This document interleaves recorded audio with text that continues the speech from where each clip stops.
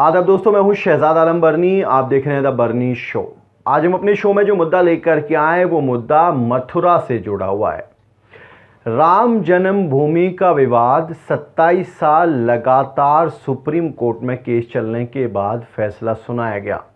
वो विवाद सुलझा कि अब एक और नया विवाद शुरू हो गया और ये विवाद जुड़ा हुआ है उत्तर प्रदेश के मथुरा से, जहां पर श्री कृष्ण का जन्म स्थान माना जाता है हिंदू रीति रिवाज के मुताबिक।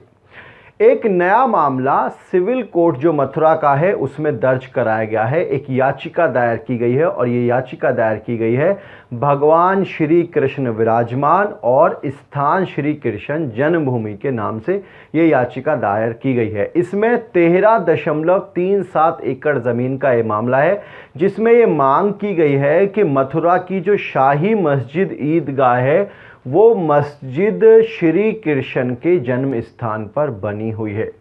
जिस तरह से बाबरी मस्जिद को कहा जाता था कि ये भगवान राम के जन्म स्थान पर बनी हुई है, अब उसी तरह का कहा जा रहा है कि जो मस्जिद बनी हुई है मथुरा के अंदर, जो शाही मस्जिद ईदगाह है, वो भगवान श्री कृष्ण के जन्म स्थान पर बनी गई है, उसको हटाने की मांग की गई है। लेकिन सवाल ये बनता है कि इसके पीछे एक पुराना विवाद है और ये पुराना विवाद जुड़ा हुआ है औरंगज़ेब के ज़माने से। इतिहासकार मानते हैं कि शाही मस्जिद ईदगाह को मुग़ल बादशाह औरंगज़ेब ने बनवाया था। कुछ लोगों का मानना है कि मंदिर तोड़ करके बनवाया है, कुछ का मानना है कि मंदिर नहीं तोड़ा गया था, सीधे सीधे औरंगज़ेब ने उसको बनवाया था। 1935 में इसके सिलसिले में इलाहाबाद हाई कोर्ट की तरफ से एक फैसला आया जिसमें वाराणसी के एक हिंदू राजा को ज़मीन का कानूनी अधिकार सौंप दिया गया। उसके बाद 1951 में श्री कृष्ण जन्मभूमि ट्रस्ट बना, जिसने दावा किया कि वो दोबारा से श्री कृष्ण का मंदिर वहां पर बनाएंगे जहां पर मस्जिद बनी हुई है। लेकिन 1964 में 1964 में इस संबंध में एक याचिका सिविल कोर्ट में दायर की गई और जिसमें ये मांग की गई कि ज़मीन का नियंत्रण पूरी तरह से जो श्री कृष्ण जन्मभूमि ट्रस्ट बना है उसको दे दिया गया है और मस्जिद को हटा दिया जाए। लेकिन ये केस सिर्फ 4 साल ही चला और उसके बाद इसमें फैसला हो गया और फैसला हुआ कि आपस में दोनों पक्षों ने बैठ कर के फैसला किया, जिसको 1968 का फैसला कहा जाता है। उसमें 2 चीज़ें तय की गई। शाही मस्जिद ईदगाह कमेटी और श्री कृष्ण जन्मभूमि ट्रस्ट के बीच ये समझौता हुआ जिसमें कहा गया कि ज़मीन जो है वो ट्रस्ट के पास रहेगी, जो खाली ज़मीन है वो ट्रस्ट के पास रहेगी, लेकिन मस्जिद जो है उसके प्रबंधन का अधिकार मुस्लिम कमेटी के पास होगा। ये फैसला 1968 में दोनों लोगों ने बैठ करके किया, यानी कि दोनों पक्षों ने बैठ करके फैसला किया था।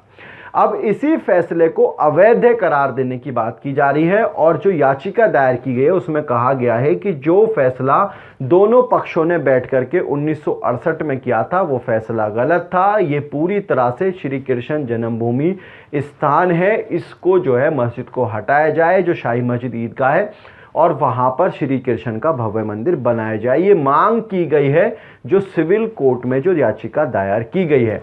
लेकिन सवाल ये बनता है कि क्या इस याचिका को कोर्ट एक्सेप्ट करेगा, क्या इस पे सुनवाई होगी, क्योंकि इस याचिका की सुनवाई के संबंध में एक एक्ट है जो 1991 में बना था।